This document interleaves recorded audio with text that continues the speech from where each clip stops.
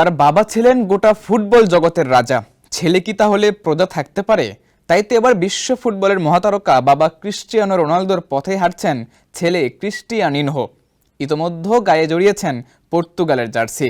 তবে কি পারবেন বাবার যোগ্য উত্তরসূরি হতে? সেটাই জানবো ফাতিন ইশরাকের প্রতিবেদনে। ক্রিস্টিয়ানিনহোর পুরো নাম অ্যাঞ্জেল দস সান্তোস আভেইরো। তবে বাবার কারণে সবার কাছেই সে পরিচিত রোনালদো জুনিয়র হিসেবেই।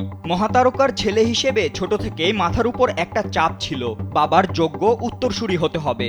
শুধুই কি তাই, বাবার মতো ফুটবলার হওয়া কিংবা বাবাকে ছাড়িয়ে যাওয়ার মতো প্রত্যাশার পারদটা ছিল সেই সময় থেকেই। আর সে অনুযায়ী এবার বাবার দেখানো সেই পথেই হাঁটল ক্রিস্টিয়ানিনহো।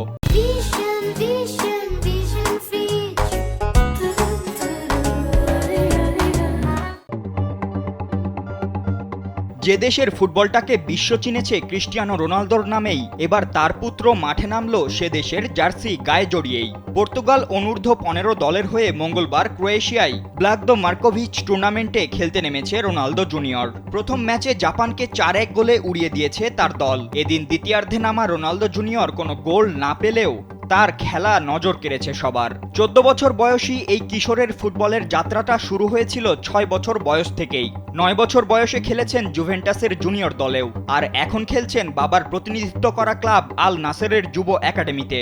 তবে এত কিছুর পরেও যে আভেইরার স্বপ্নটা ছিল পর্তুগালের প্রতিনিধিত্ব করার।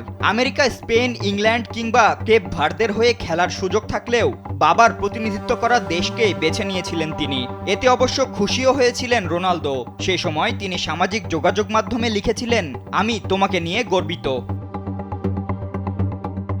আর তাই তো এবার পর্তুগালের জার্সি গায়ে ক্রিস্টিয়ানিনহোর অভিষেকের পর ফুটবল পাড়ায় প্রশ্ন উঠেছে, তবে কি ভবিষ্যতে পিতা পুত্রকে দেখা যাবে এক দলে? এই প্রসঙ্গে রোনালদোর কাছে জানতে চাওয়া হলে সম্ভাবনা উড়িয়ে দেননি তিনি নিজেও। তিনি বলেন, আমি চাই সেটা হোক, আমার খুব ভালো লাগবে, তবে এমন নয় যে সেটা না হলে আমার রাতের ঘুম উড়ে যাবে।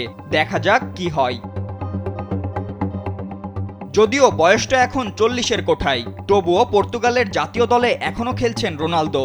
কবে অবসর নেবেন সেটাও অজানা, কিন্তু ধারণা করা হচ্ছে আগামী বছর আমেরিকায় ফুটবল বিশ্বকাপেও খেলতে পারেন তিনি। কারণ পর্তুগালের হয়ে ইউরোকাপ জিতলেও এখন পর্যন্ত বিশ্বকাপ জিততে পারেননি CR7। সেই লক্ষ্যেই পরের বছর মাঠে নামতে পারেন তিনি।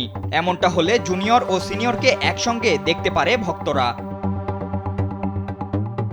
বাবার মতো ক্রিস্টিয়ানো জুনিয়রেরও গোল করতে সমস্যা হয় না। জুভেন্টাসের অনূর্ধ্ব-9 দলের হয়ে 28 ম্যাচ খেলে গোল করেছিলেন 58টি, অ্যাসিস্টও ছিল 18টা, যার মধ্যে অভিষেক ম্যাচেই ছিল হ্যাটট্রিক। সেই সঙ্গে এক ম্যাচে তো করেছিলেন 7 গোল। আর এই ছোট্ট পরিসংখ্যানটাই হয়তো বলে দেয় ভবিষ্যৎটা কেমন হতে চলেছে এই মহাতারকা পুত্রের। হয়তো ছুঁয়ে ফেলবেন বাবাকে, নয়তো তৈরি করবেন নতুন ইতিহাস। ফাতিন ইশরাক, কালবেলা।